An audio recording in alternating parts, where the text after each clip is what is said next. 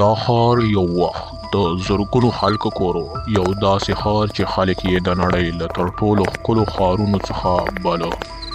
لاره زموږ ښار به تل همداسې ښکلی پاتې شي یا نه؟ هو زویا، موږ فکر کوو چې زموږ ژوند به تل همداسې وي.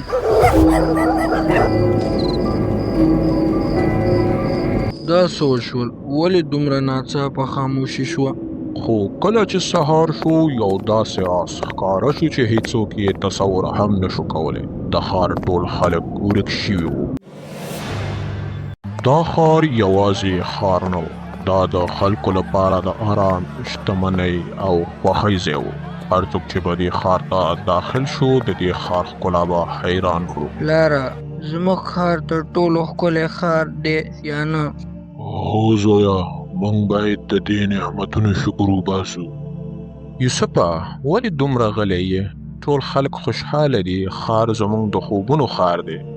زه نه پوهیږم چې دا ولې، خو زما زړه وایي چې زموږ ښار کې یو راز پټ دی. راز؟ د څه راز؟ ځینې وختونه تر ټولو ښکلی ځایونه هم داسې کیسې لري چې خلک یې نه ویني.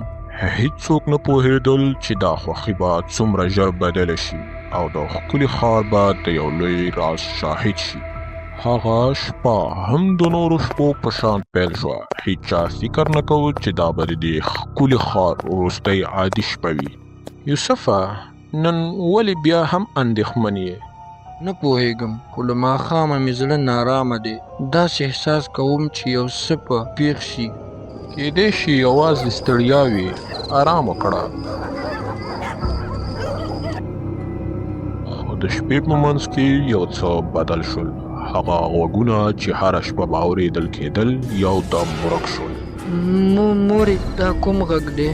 نه پوهیږم زویه، شاید باد وي. نه، دا عادي خبره نه ده. هغه شپه د ښار د زرګونو خلکو لپاره وروستی شپه وه. خو سهار به داسې راز ښکاره شي چې هیڅوک به یې باور ونه کړي. سهار چې لمر راوخوت ښار همغه ښار و، ودانۍ همغه وې، کورونه همغه وو، خو یو شی بدل شوی و. انسانان ورک شوي وو. خلکو څوک شته؟ دا څنګه ممکنه ده؟ ټولو عجیبه خبره دا وه چې داسې ښکاره کېده لکه خلک چې یوازې یو شپه مخکې دلته وو خو ناڅاپه ورک شوي وو. سلیمه، ته چېرته یې؟ دا څه شی دی؟ خلک یو شپه، دا امکان نه لري. یوسف نه پوهېده چې د دې خاموش ښار تر شا کوم راز پټ دی. خو د هغې پلټنه اوس یوازې پیل شو. یوسف نه غوښتل باور وکړي چې یو بشپړ ښار په یو شپه ورک شوی وي. هغه پرېکړه وکړه چې د دې عجیبې پیښې حقیقت به پیدا کوي. تو بالاخره راغلې. څوک دی؟ ښکاره شه.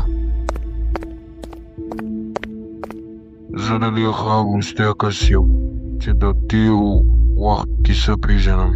نو راته ووایه، خلک چېرته لاړل؟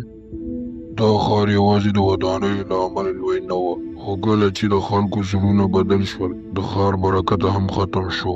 نو ستونزه د ښار په دیوالونو کې نه وه، ستونزه د خلکو په زړونو کې وه. هر نعمت چې انسان یې هېر کړی یو ورځ یې له لاسه ورکوي.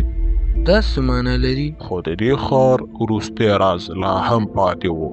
خلک فکر کوي چې ښارونه د ډبرو او ودانیو زور پاتې کیږي، خو حقیقت دا دی چې ښارونه د خلکو د اخلاقو له امله ژوندي وي.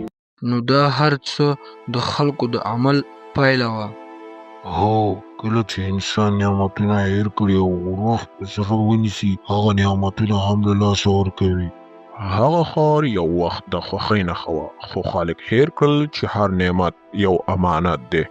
زه به د دې ښار کیسه نورو خلکو ته ورسوم تر څو څوک د غرور او بې پروایۍ لاره غوره نه کړي. د دې کیسې درس دا دی، شتمني، ځواک او ښکلا تلپاتې نه دي. هغه څه چې شتمني لوړوي ښه اخلاق، عاجزي او د نورو درناوی ده.